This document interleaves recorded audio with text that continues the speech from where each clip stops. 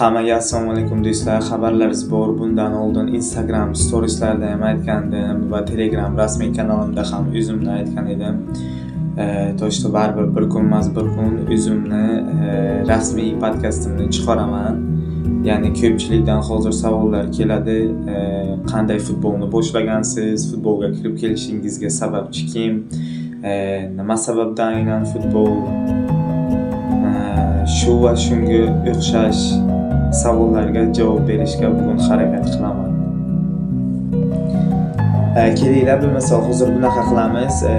Ko'pchilik shaxsiy savollar beradi. To'shto qayerda tug'ilgansiz? Men 2005-yil 4-fevral Rossiya davlatining Yekaterinburg shahrida tug'ilganman va u yerda oilamiz bilan 6 yil yashaganmiz. Oilada 2 farzandmiz, men va ukam. 6 yildan keyin biz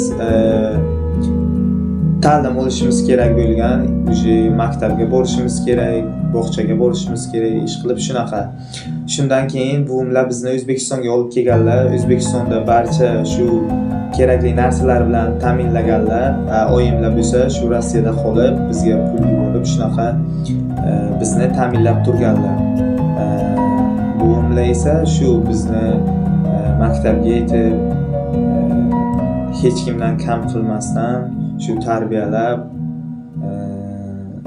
bir narsaga zo'r qildirmasdan shu bizni ulg'aytirganlar. Futbolga borishimiz, futbolga yoshligimizdan buyon qiziqamiz, ukam bilan ikkalamiz. Shu 4-sinf edikmi adashmasam, shunaqa 4-sinfligimizdan borib shu o'zim ukamni olib borganman. Uydan buvimlar ruxsat berganlar, futbolga borsak maylimi, trenirovka qilsak maylimi deb.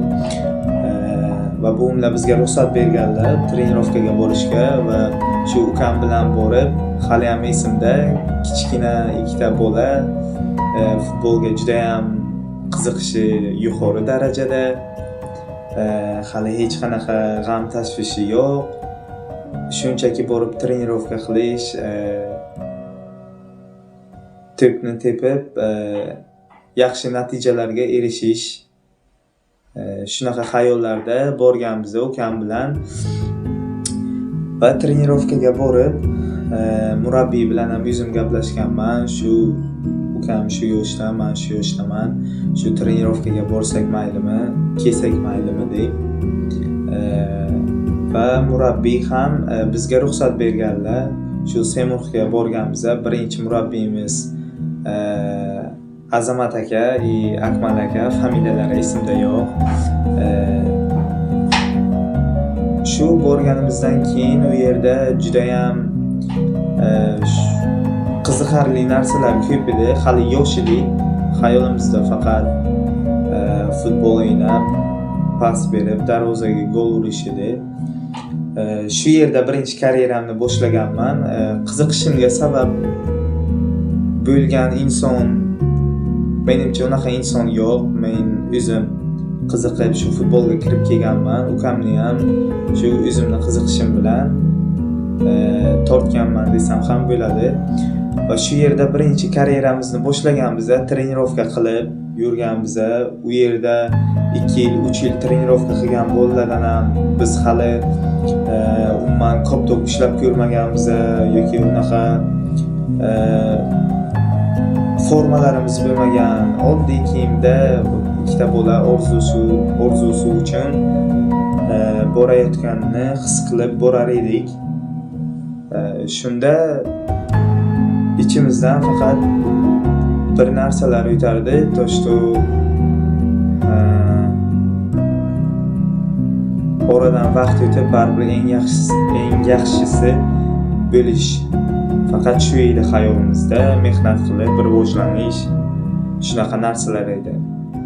Va keyin murabbiy Azamat aka ruxsat berdilar bizga To'shto kirib trenirovka qilishga kirdik. U yerda 2 yil, 3 yil oldin bizdan kelib trenirovka qilgan bolalar bor edi. Va u yerda biz hali umuman ko'p tegilmaganmiz. Futbol nimaligini, hali futbolning F harfini tushunmaydigan ikkita oddiy bolalar edik. Va shu tarzda u yerda mashg'ulotlarni boshladik. Birinchi karyeramizni aytganimdek buvimlarga borib aytdik. Xursand bo'libdi, что bizni trenirovkaga qabul qildilar, ruxsat berdilar. Biz bu gapni borib kechqurun aytdik va ertalab turib buvimlar bizga bozordan borib yangi formalar olib berdilar. Shu birinchi kiygan formamiz Real Madrid. Ikkita Real Madrid formasini kiyib, Getri shunaqa hamma narsalarni olib bergandilar. Va shu yerdan o'yinga borib yaxshi natija qayd etdik. Murabbiyning ko'ziga ham menimcha tashlandik. Borimizni berib harakat qildik va shu bahsda adashmasam 3-2 mi shunaqa hisobda yutgan edik. Balki продолжать qilamiz. 3-2 shu yutgan edik. Shundan keyin oradan vaqt o'tdi. Уже yoshimiz o'tib boryapti. 7-sinf edikmi, 6-sinfmi shunaqa. Va u yerda уже сборный paytlari boshlandi. Сборный Buxoro shunaqa narsalarga Detskiy liga bo'lardi-da. Detskiy ligaga biz bor edik, sostavda ukam bilan ikkalamiz ham bor edik. Yaxshi o'ynardik. Juda ham futbolni qattiq yaxshi ko'rganmiz. Endi borimizni berib harakat qilganmiz, chunki xuddi hayotimizda futboldan boshqa narsa quvontiradigan boshqa narsa yo'qdek. Yoki masalan bizni yoshimizda kimnidir, shu yoshligimizda kimnidir park, aylanish, nimadir yeyish yoki qanaqadir mehmonga borish yoki qanaqadir boshqa viloyatga borish, shunaqa narsalar qiziq bo'lishi mumkin, lekin bizga shunchaki faqat to'p va oddiy maydon kerak bo'lgan xolos. Va bizni faqat shu xursand qilgan, hammasidan ko'ra ko'proq faqat shu narsa xursand qilgan deb o'ylayman. Meni fikrim shunaqa. Keyin shu сборныйda o'ynaganmiz dedim. Сборныйlarda o'ynardik. Undan keyin ba'zida g'alaba, ba'zida mag'lubiyat, shunaqa narsalar bo'lardi, lekin baribir murabbiylarimga rahmat aytaman. Shu Azamat aka, Akmal aka barchalarga rahmat aytaman. Ko'p narsalarni o'rgatdilar. Hech kim ishonmaganda ham shu murabbiylarimiz bizga ishonch bildirib, o'yinlarga tushirib, asnovada qo'yib bizga imkoniyat berardilar. Chunki o'ylaymanki, yoshlikda berilgan imkoniyat baribir narsa yaxshida, baribir bola zaminida qolib ketsa, uni ichidan nimalar o'tishini o'zidan boshqa hech kim bilmaydi. Balkim yoshligida tushunmasligi mumkin, keyin oradan vaqt o'tib bu narsani o'ylaymanki 100% tushunadi. Bizda mehnat ham bor edi, barchasi bor edi. Shunchaki biz futbolni oddiygina yaxshi ko'rmasdik-da, bor vujudimiz bilan yaxshi ko'rardik. Futbolga faqat intilardik. Shunaqa davrlar ham bo'lgan desam bo'ladi. Oradan vaqt o'tgandan keyin bizda ozgina oilaviy muammolar bo'ldi va shu sababli biz ukam bilan ikkalamiz vaqtinchalik trenirovkalarga borishni to'xtatib qo'ydik. Примерно 2-3 yil. Bu degani уже eng kerakli davrlarni yo'qotib qo'ydik ham desam ham bo'ladi. Chunki aslida shu 2-3 yilda olmaydigan narsada biz yo'q edik.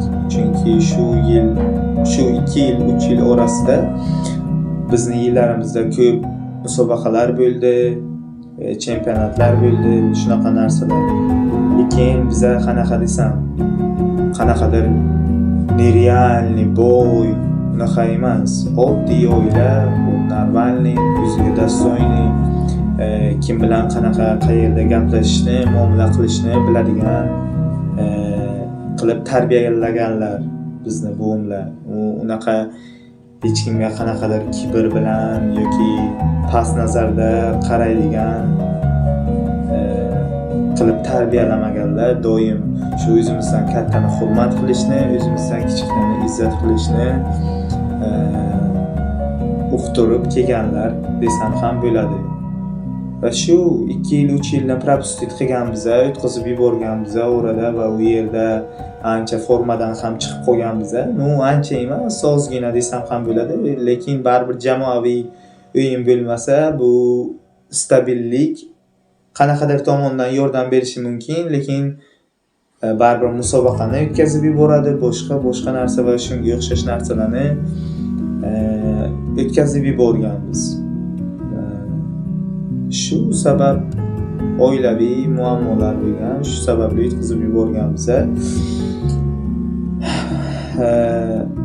Va Buxoroda, shu Buxoroning Shofirkon degan joyida deb aytaman, birinchi akademiya ochilgan, shu Buxoro futbol akademiya ochilgan. Bu yerda birinchi imtihonni Timur Kapadze olgan. Shunda men bilan ukamni trenerimiz Aki Ixtiyor degan trener bo'lardilar. Bukchiga ham borganmiz, trenirovkaga. Ko'p muddat emas, ozgina borganmiz. Примерно 1 yil desam ham bo'ladi. Va shu murabbiy bizga aytgan edilar, akademiya ochilgan, Timur Kapadze kelgan, borasizlarmi akademiyaga, imtihon topshirish kerak deb chaqirgan edilar. Va bizga shunda ruxsat berishmagan. Shu iltimos qilganman, lekin bilmadim. Balkim o'ziga yarasha sababi bordir, ruxsat bermaganlarini. Ishqilib shunaqa deb o'ylayman. Keyin shu akademiyaga ham bormaganmiz. Shundan keyin prosta ko'chada o'ynab yurganmiz futbolni. Yana undan keyin 2-3 yilni yo'qotganmiz. Chunki ruxsat bermaganlaridan keyin o'zi ozgina bo'lsa ham odam ichidan g'alati bo'lgan. Shu payt g'alati bo'larkan. Keyin shundan keyin ham prosta maktabga borib, normalni uyga qaytib, darslarimizni qilib, prosta ko'chaga chiqib, ko'p-ko'p tepib yurar edik ukam bilan. Va shu 2-3 yildan keyin ham biz borishni boshladik trenirovkaga. Shu 3 yil, 2 yil o'tdi. Yana qaytib shu birinchi murabbiyimizga borishni boshladik, trenirovka qildik u yerda. Va oilamizda o'zi ko'pchilik to'shto futboldan foyda yo'q. Ishqilib bitta gap bilan aytganda, shu futbolga qarshi bo'ldilar. Biza futbolga borishimizga qarshi bo'ldilar.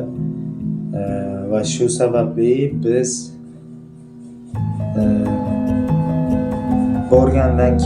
qaytib borgandan keyin ham tugatdik. Umuman bormay qo'ydik trenirovkaga ham. Hammasi уже почти deyarli aniq edi. Bormasligimiz ham. Qisqa qilib aytganda vaqtni bo'y berganmiz. Keyin ukam уже ko'rdi, futbol meniki emas dedi. Shunchaki prosta tak futbolni tashladi.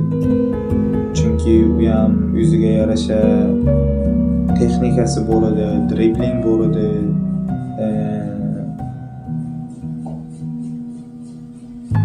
Juda ham yaxshi o'yinchi edi.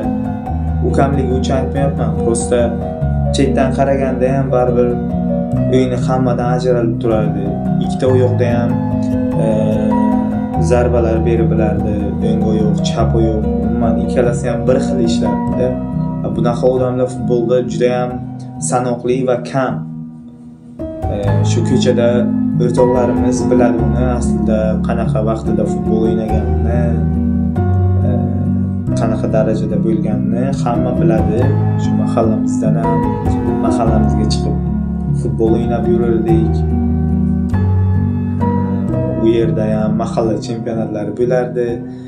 U yerda ham normalniy mestalar olib, hammadan ajralib turganmiz. U yerda ham kuboklar yutganmiz, bir nechta kuboklar yutib, olib bo'lib, xursand bo'lib, ish qilib. Shunaqa hayotimiz bo'lgan. Forzaga borib harakat qilganman. Forza shu buxtu jonlarga hali buxtu yo'q edi. Buxtu keyingi gapim yana qishib ketdi demanglar. Borganman. Bu yerda faqat trenirovka qilardim. Tovarskiy matchda tushirardilar. Shuni ham ikkilangan holatda qilardilar.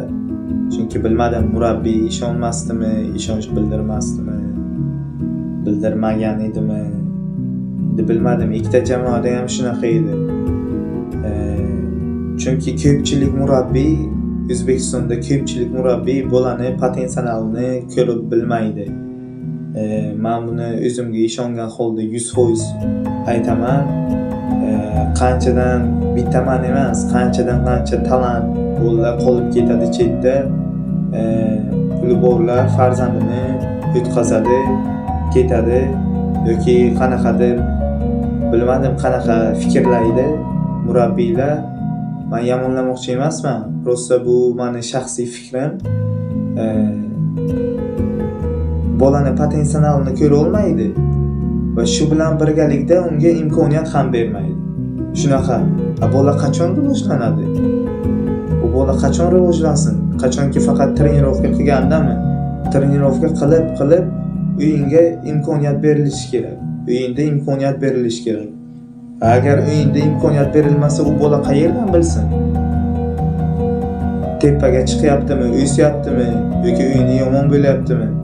Yo'q, faqat trenirovka tamom. Ayrim o'zini foydasini o'ylaydigan murabbiylardan ba'zida shunchaki jahlim chiqadi. Nima deyman?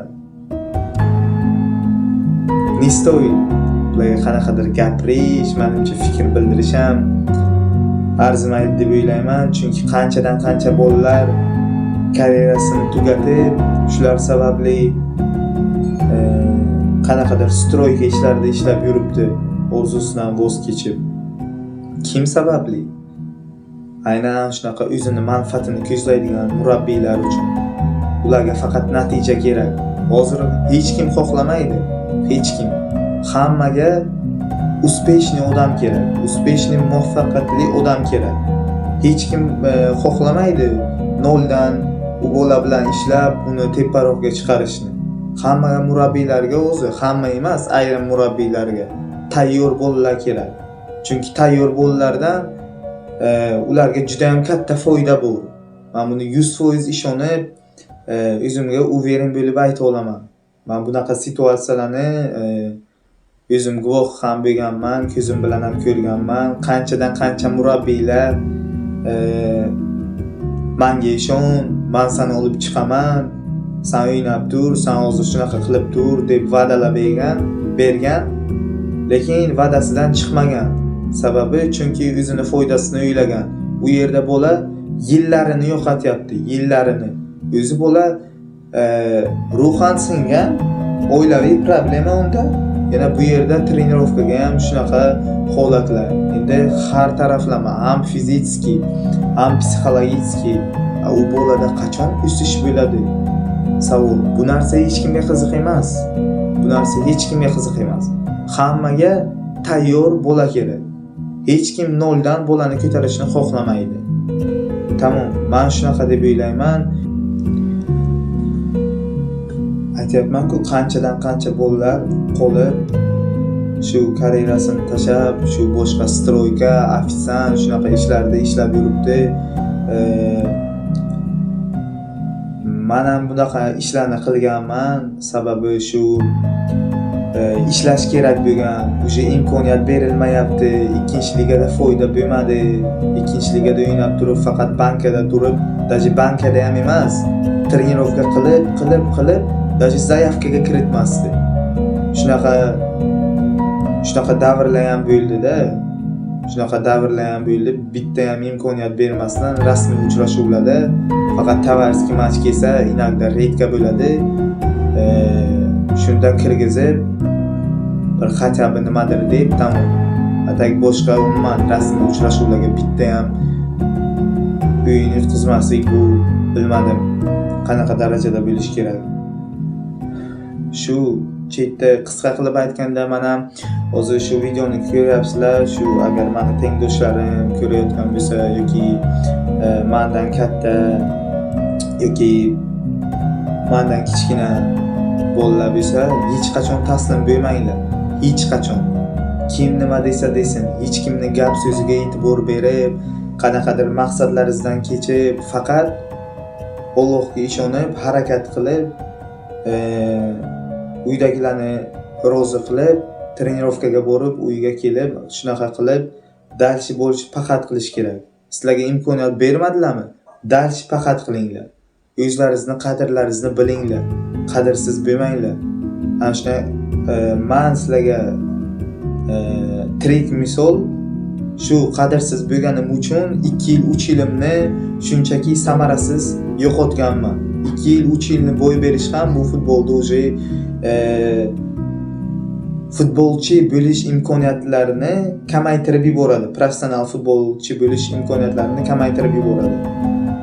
Futbolchi bo'lish uchun hech qachon pro futbolist bo'lish uchun kech emas. Самое главное o'ziga ishonch bo'lish kerak, mehnat qilish kerak. Kim nima deyishiga qaramasdan, e'tibor bermasdan mehnat qilish kerak. Kamroq gapirib, ko'proq dokazat qilish kerak. Sizga imkoniyat berilmadimi, u yerda ko'p kutib, imkoniyatni yurish kerak emas. Boshqa sizni qadrlaydigan joyga borib, trenirovkalarni qilib, u yerda murabbiyga ko'rsatish kerak. Toshto siz nimalarga qodir ekanligingizni. Bo'lmasa umr o'tib ketadi ana shunday. Umr o'tib ketadi. Imkoniyatlarsiz oradan vaqt o'tib qilgan ishlaringizga xursand bo'lishingiz u mayli, u narsa o'tib ketadi. Lekin qila olmagan ishlaringiz uchun umringizni oxirigacha afsuslanishingiz mumkin. Shu narsani hech qachon eslaringizdan chiqarmanglar. Zaminaga qo'ydimi, trenirovka qilinglar. Doim bir mahal trenirovka professional uchun hech qachon yetmaydi. Men doim o'zim ustimda ishlaganman. Keyin o'zimning aqlimni taniganimdan buyon Luboy bilan konkurensiya qilib bilardim. Tushib boshqa komandalarga ham borib, ikkinchi ligada shu tovarskiy match ko'ramiz. Keyin agar nima bo'lsa, seni zaявkaga tiqamiz. Shu o'yinda kirib 3 ta gol urganman. 3 ta gol oldinda o'ynab. 3 ta gol urganman. Lekin meni sostavga olmagan. Shunaqasi ham bo'lishi mumkin. Bu hayot, bu futbol. Shunaqasi ham bo'lishi mumkin. Endi shunaqa bo'ladi deb taslim bo'lish bu shunchaki ahmoqona ish deb o'ylayman. Shunchaki harakat qilish kerak, tamom. Ortiqcha gap so'zlarsiz. Va shundan keyin yana yillar o'tdi. Men bekor yillar deb gapirmayapman, chunki bu har bir minutingiz sizga bir boshqacha ko'rinishi mumkin, lekin bu juda ham kerakli vaqtlarni yo'qotayotganingizni hozir his qilmaysiz. Buni yo'qotib bo'lgandan keyin o'ylaysiz, nimaga shu davrlarni bo'y berdim. Agar hozir turib harakat qilmasangiz, hozirni ham bo'y berasiz va yana ertaga o'ylaysiz, nimaga bo'y berdim. Shu uchun erta o'ylamaslik uchun, afsuslanmaslik uchun bugun turib mehnat qilish kerak. Shundan keyin yana yillarni bo'y berdim. Yana yillar o'tdi, 2-3 yil primerna. Menimcha ko'proq 3,5 yil, 4 yil. Shu orada Covid bo'ldi, karantin. Undan keyin yana shu ko'chaga chiqib, individual ishlab, shunaqa narsalar bilan shug'ullanib yurardim. Shu xayolimda faqat o'sish edi yoki o'zimdan zo'rini ko'rsam, unga qanaqadir hasad qilib, unaqa narsa yo'q edi, faqat havas qilardim. Shunga berilgan, menga ham bir kunmas bir kun beriladi deb faqat shu duo qilib, mehnat qilib, ustimda ishlab yurardim. trenirovka qilib yurganman ko'chada. Shu davlat xavfsizlik xizmati kubogi bo'ladi, shularda o'ynab yurganman. Mahalla chempionatlarida o'ynab yurganman. Uje baribir o'rtada ozgina sinib qolganman, chunki futbolga bormay qo'yganmiz ukam bilan. Ukam uje polni futbolni tashlab yuborgan. Meniki emas deb ketib yuborgan futboldan. Umuman shu bilan futbol o'ynamaydi ham, qiziqmaydi ham. Futbol juda ham qiyin. Kimnidir jarohatlar sindiradi, kimnidir mag'lubiyatlar. Har bitta insonga doim tanlov bundan oldin ham berilgan, hozir ham beriladi va bundan keyin ham beriladi tanlov. Shu sababli inson o'ylaymanki taslim bo'lmasligi kerak. Yoki hozir yoki hech qachon. Tamom. Unaqa mag'lub bo'laman, unaqa narsa o'g'il bolani xayolida bo'lmasligi kerak menimcha deb o'ylayman. Ko'pchilik qanchadan qancha bolalar shu imkoniyatlar berilmagandan keyin futbol meniki emas deb tashab ketadi, boshqa narsa qiladi. Shu birinchi toifalik insonlar shular. Shu ukam ham shu nima qilgan, futbol meniki emas deb ketgan, balkim oxirigacha borganda boshqa darajada bo'lardi. Men ham shu yillar davomida propustit qilmasdan, o'tkazib yubormasdan borganimda balkim hozir boshqa darajada bo'lardim. Endi hammasi Allohdan. Hech qanaqa afsuslanish yo'q. Chunki afsuslanishdan foyda ham yo'q. Dalchi bo'lishga harakat qilish kerak. Ikkinchi toifali insonlar shunaqa bo'lish kerakki, bunaqa insonlar juda ham kam. Bu qanaqadir maqtanish emas, men o'zimni primer qilsam bo'ladi. Juda ham ko'p qiyinchiliklar, futbol tomonlama, psixologik, любой taraflama, to'g'ri kelgan taraflama ko'p udarlar bo'lgan, lekin baribir chidash kerak. Sport taraflama ham travma bo'ladi, udar bo'ladi, oilaviy, psixologik, har taraflama. Shunaqa psixologik problemalar ko'proq odamni charchatib qo'yadi aqlan. Chunki menimcha men o'ylaymanki, psixologik charchagan inson jismonan harakat qila olmaydi. Birinchi o'rinda psixologiyasi yaxshi bo'lishi kerak va ko'p narsani yengishga tayyor turish kerak, qiyinchiliklarga tayyor turish kerak. Shunaqa deb o'ylayman. Ko'p qiyinchiliklarni Xudoga shukr yengib o'tganman. Qila olmaysan deganlarga ko'p narsalarni isbotlaganman. Dajmayli ular ham emas. O'zim uchun isbotlaganman. Самое главное то, что ularning уровени qayerda, meni уровеним qayerdaligini isbotlaganman. Va shu narsadan xursandman. Hech qanaqa afsuslanish yo'q. Dars bo'lishda, mehnat qilishda hozir ham davom etyapmiz. Ko'rishlaringiz mumkin. Bu jamoani hozir O'zbekistonda ko'pchilik yaxshi taniydi. Aynan shu jamoa birinchi ochiladigan payti shu Nazir Nurullayev, ya'ni Instagramda Nazir Sport nomi bilan tanilgan Ilhom Aslanov, shu ikki inson shu media jamoani shakllantirgan. Shu jamoaga meni chaqirishgan, ya'ni media futbolga chaqirishgan. Nazir Nurullayev kelib shu hammasini tushuntirib informatsiya bergan, to'liq u yerda nima bo'ladi, qanaqa bo'ladi, dalshi, budishi qanaqa u yerda. Va u menga hamma narsani tushuntirdi. Nazir Nurullayev tushuntirdilar hamma narsani. Keyin xo'p, mayli dedim, men boraman dedim. To'g'ri rozilik berdim komandaga borib o'ynashga va ertasi kuni o'rtoqlik uchrashuvi edi bizda, u yerda ham o'rtoqlik uchrashuvi edi. O'ynadik, u yerda ham yirik hisobda g'alaba qozondik va shu tarzda Alyans jamoasida to'p surishni boshladim. Undan keyin Ilhom Aslanov akamlar bilan tanishdim. U kishi ham juda yaxshi inson sifatida ham, maydonda ham hamma taraflamada maslahat beradigan inson, uzoqni ko'rib biladigan inson, shunaqa deb bilaman.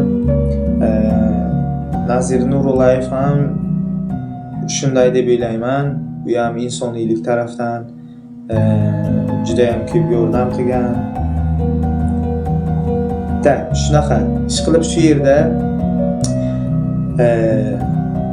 dars boshlagan biza уже to'xtab qolmasdan hamma narsani unutib, tushunib yetganman. Menga уже boshqa beriladigan shans yo'q. Hech qaysi murabbiy tomonidan shans yo'qligini tushunib yetganman va shu yerga rozilik berib, barcha ishlarimni boshlaganman. Kameraga qanday gapirishni, boshqa narsalarni o'rganib, yo'limda davom etganman. Kontent olishni boshlagan biza.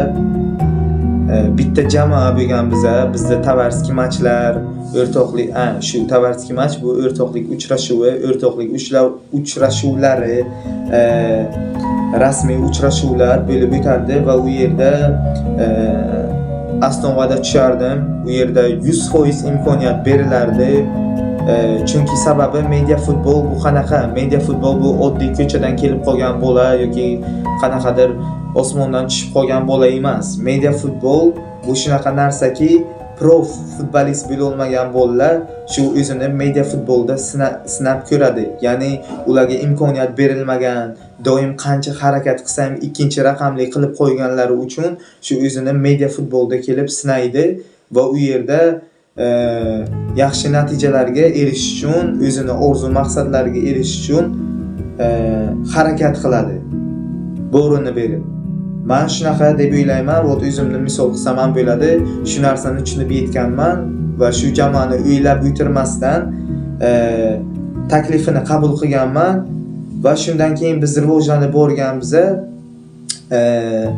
Qisqa vaqt ichida butun O'zbekistonga tanildik. Butun O'zbekiston biz haqimizda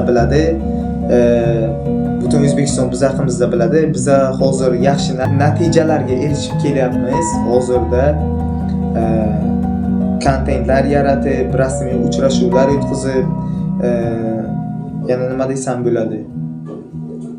Jamoaviy shakllanib, ichki intizomni taxlab, barchasini o'z joyiga qo'yib, rivojlanib kelyapmiz deb o'ylayman. Alyans jamoamiz haqida ham bir ikkita savollar keladi. Shu Alyans jamoasiga qanday qo'shilgan siz degan savollaringizga mana javob berdim.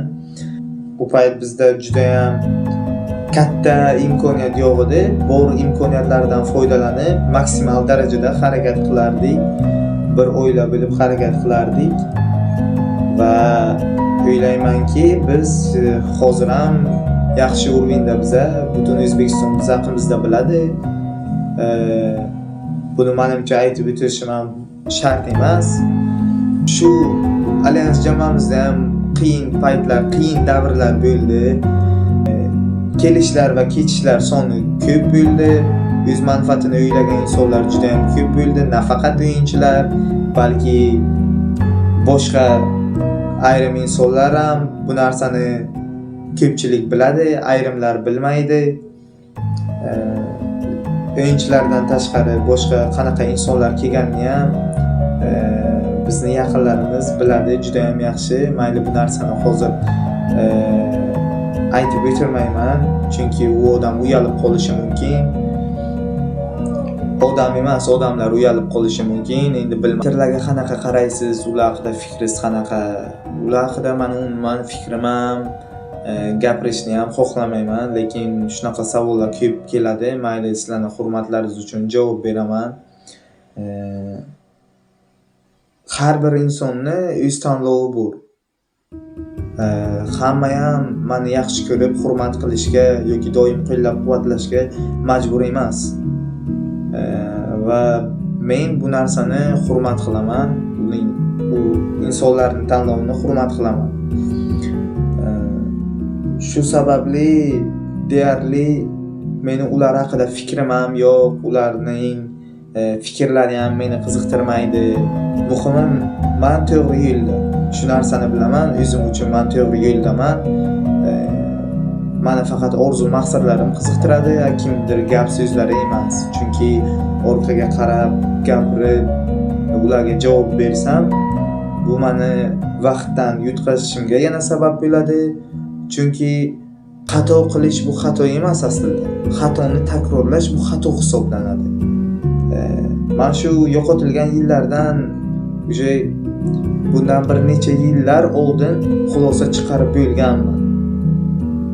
Chunki men hozir yana orqaga qarab ular bilan sporlashib yoki sen nimaga unay deding, sana bunay deyishga haqqing yo'q deb bilmayman. Tarbiyasiz inson baribir bu joyda tarbiyasizligini ko'rsatgan va bundan keyin ham ko'rsatadi. Men hurmat qilgan odamni men ham hurmat qilaman. Hurmat qilmasa hurmat qilmayman. Bu sizlarning fikrlaringiz. Sizlar qanaqa o'ylaysizlar? Kibr deb o'ylaysizlar bu narsani? U narsa menga qiziq emas. Qachonki meni hurmat qiladi, hurmat izzat qilib doim yaxshi muomalada bo'ladi va men shu tarzda 2 barobar qilib unga yaxshilik bilan javob beraman. Qo'limdan kelgancha yordamni ayamay qilaman. Men shunaqa o'ylayman haterlar haqida. Shu sababli o'ylaymanki, bu savollaringizga javob bo'ldingizlar deb o'ylayman. Alloh keladi, muxlislaringizga qanaqa nima qilasiz, yaqinlaringiz doim sizni qo'llab-quvvatlaydi, ularga qanaqa gaplaringiz bor, samimiy gaplaringiz bormi degan savollar keladi. Men bundan oldin ham aytganman, bunaqa insonlar hayotimda borligidan men juda ham xursandman. Chunki boshida boshlagan paytim, media sohasiga kirgan paytim, ko'pchilik hate qilgan, negativ bildirgan. Bu narsa meni hech qanaqa nima qilmagan, o'ylantirib yo qanaqadir tushkunlikka tushirib qo'yadigan vaziyat emas. Chunki ko'rdingizlar bundan oldingi aytgan gaplarimni, qanaqa qiyinchiliklardan o'tib kelganimni, bu hech qanaqa muammo tug'dirmadi menga. Va men dars yo'limda davom etishni boshladim. Hech kimning gap so'ziga e'tibor bermasdan, baribir odam kommentariya yuboradi, ular to'shda o'qiysiz. Bunaqa nimaga bu unaqa yozdi, nimaga bu bunaqa yozdi deb unaqa umuman fikr qilmaganman, yuritmaganman unaqa fikr. Faqat o'zimning yo'limda bu imkoniyatlardan maksimal tempda foydalanib harakat qilishda davom etganman va bugungi kunda Allohimga behisob shukr, yaxshi natijalarga erishib kelyapman. Nasib bo'lsa bu hali boshlanishi, bundan keyin ham yaxshi natijalarga erishaman. Va savolimizga qaytsak, vaqt o'tgandan keyin например, boshlaganimda 100% hate bo'lsa, hozir 50 bo'ldi. Takshi yonimdagilar 50. Muxlislar, yaqinlarim, qo'llab-quvvatlaydigan. Boshida baribir hech kimsiz boshlaysiz, bu tabiiy hol. Boshida sizdan ajratib qo'yishadi, ko'rib bilishmaydi. Keyinchalik siz yaxshi natijaga erishganingizdan keyin sizni oldingizga o'tishadi. Shunaqa harakat qilishni boshlaydi deb o'ylayman. Bu insonlar borligi uchun rahmat aytaman. Faqat boshqa hech narsa qilib bera olmayman. Balkim vaqt o'tgandan keyin sizlar uchun aql bovar qilmas narsalar qilib berishim mumkin, lekin hozir faqat sizlarga borliklaringiz uchun o'z minnatdorchiligimni bildiraman. Chunki sizlar meni faxrimsizlar. Bunday o'ylab qarasak, sizlarsiz baribir bu g'alabalar totli emas. Sizlar bor, sizlar bilan shu g'alabalarimizni nishonlaymiz. Baribir bu boshqacha emotsiya, hissiyotlar. Har bitta futbolchi bu narsani orzu qiladi. Shu professionalda olmagan narsalarim uchun media futbolda shu muxlislar, yaqinlarimdan berilayotgan hissiyotlar men uchun bu aytib bo'lmaydi bu narsalarni so'z bilan. Shu sababli men xursandman. Sizlar borliklaringiz men uchun o'zi katta baxt bu juda ham. Chunki meni g'alabam uchun maydondan tashqarida turib xursand bo'ladigan insonlar meni muxlislarim emas. Aksincha, ular meni yaqinlarim. Chunki mag'lubiyat paytimda ham yonimda turgansizlar. G'alabaga erishgan paytim ham yonimda turgansizlar. Men esa bunday insonlarni juda ham qattiq hurmat qilaman va doim hurmatda bo'laman. Shunchaki barchalaringizga rahmat, o'z minnatdorchiligimni bildiraman. Doim sizlarga ko'nglim ochiq, qo'limdan kelgancha agar yordamim tegsa yordam berishga harakat qilaman. Rahmat.